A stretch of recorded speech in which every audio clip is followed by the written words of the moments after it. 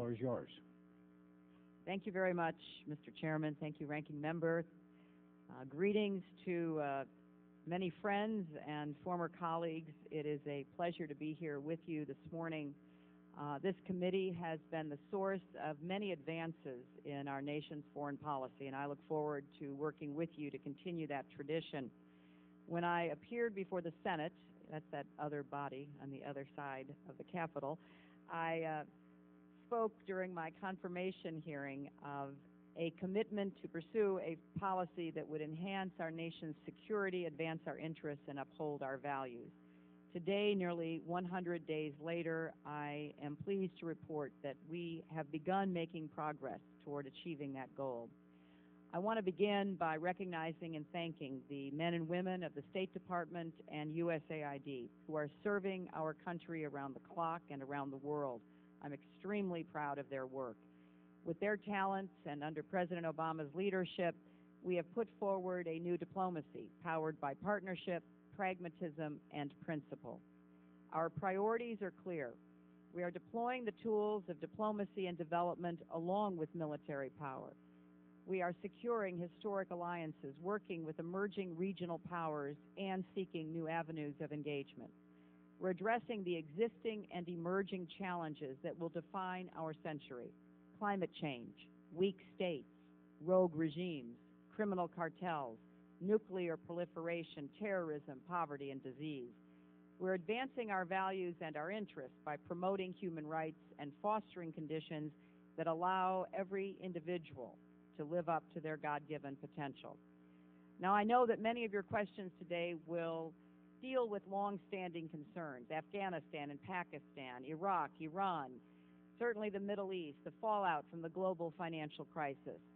I will speak briefly to those, and I look forward to answering any questions you might have. As you know, in Afghanistan and Pakistan, the President has outlined a strategy centered on a core goal: to disrupt, dismantle, and defeat al-Qaeda, and to prevent their safe return to havens in Afghanistan or Pakistan. We combined our strategic review with intensive diplomacy, and nations from around the world are joining our efforts. More than 80 countries and organizations participated in the international conference in The Hague, and a donors conference just concluded in Tokyo raised over $5 billion.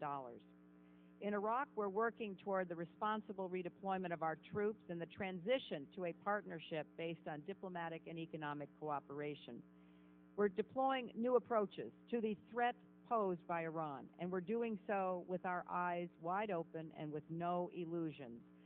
We know the imperative of preventing Iran from obtaining nuclear weapons. After years during which the United States basically sat on the sidelines, we are now a full partner in the P5+1 talks. In the Middle East, we engaged immediately to help bring the parties together to once again discuss what could be done to reach a two-state solution. We're maintaining our bedrock core commitment to Israel's security, providing economic support, security assistance, and we are also doing what we can to bolster the Palestinian Authority and to alleviate the humanitarian crisis in Gaza. More broadly, we're working to contain the fallout from the global financial crisis. Our efforts at the G20 focused in large measures on the poorest and most vulnerable countries. We need to provide support for the International Monetary Fund. We need to provide direct assistance to countries such as Haiti, where I traveled last week. These resources will help democratic, responsible governments regain their economic footing and avert political instability with wider repercussions. Now, these challenges demand our urgent attention, but they cannot distract us from equally important but sometimes less compelling or obvious threats, ranging from climate change to disease to criminal cartels to non-proliferation. In today's world, we face challenges that have no respect for borders. Not one of them can be dealt with by the United States alone. None, however, can be solved without us leading. All will have a profound impact on the future of our children. As daunting as these challenges are, they also offer us new arenas for global cooperation, and we're taking steps to seize these opportunities. First, we are pursuing a wide-ranging diplomatic agenda premised on strengthening our alliances with democratic partners in Europe, Asia, Africa, and our own hemisphere. We are cultivating partnerships with key regional powers. We're building constructive relationships with major nations that will have a lot to say about what happens in the world to come: China, Russia, India. We're working with longtime allies like Japan and South Korea to address not just regional concerns, but a host of global issues as well. I want to say a special word about Asia. You know, advancing our relationship with India, which I know the chairman and the ranking member and others mentioned, is essential. It's the world's largest democracy. It's an important ally in so many efforts. I made my first overseas trip as Secretary of State to Asia, a signal that we are not just a transatlantic power, but also a trans-Pacific power, and that Asia will be an indispensable partner in years to come. But we haven't forgotten our traditional allies. We have worked hard with the European Union and with NATO. And then just a few days ago, we did go to Latin America to meet with nations who share a common home, a hemisphere, a heritage, and a common future. We discussed a new energy partnership, fighting drug trafficking and the drug cartels, consolidating democratic gains, and so much more. We're also building closer ties with regional anchors, including Brazil, Indonesia, and Turkey. These are not only partners, but they can be leaders on issues ranging from deforestation to democracy. We will work with China and Russia wherever we can, and we'll be candid about our areas of disagreement. We will be starting a strategic and economic dialogue with China very shortly. We'll be working with them to develop technologies to reduce the world's dependence on fossil fuels. And we have committed ourselves to working with Russia on finding a successor agreement to the START arms control agreement. But we also understand that redefining diplomatic engagement is not just between governments. Policies and political leaders change over time, but ties between citizens, non-governmental organizations, businesses, universities, NGOs, all of those endure. And these are very effective tools of diplomacy, and we're committed to engaging these groups.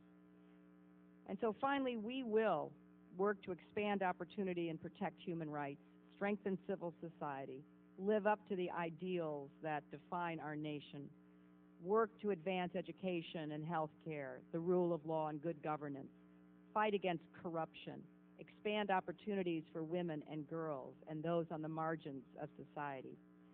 As we promote responsible governance abroad, we have to invest more in our tools here at home. As the chairman said, I'm working hard to create a more agile, effective department with the right staffing and resources to fulfill the President's agenda. That's why I have filled for the first time the position of Deputy Secretary for Management and Resources. I've also challenged the department to reform and innovate and save taxpayer dollars. We're turning our ambassadors into in-country chief executives with authority and responsibility for the programs on the ground. We're consolidating IT support services that will yield savings of tens of millions of dollars. We're deploying new media technologies to carry our message more effectively.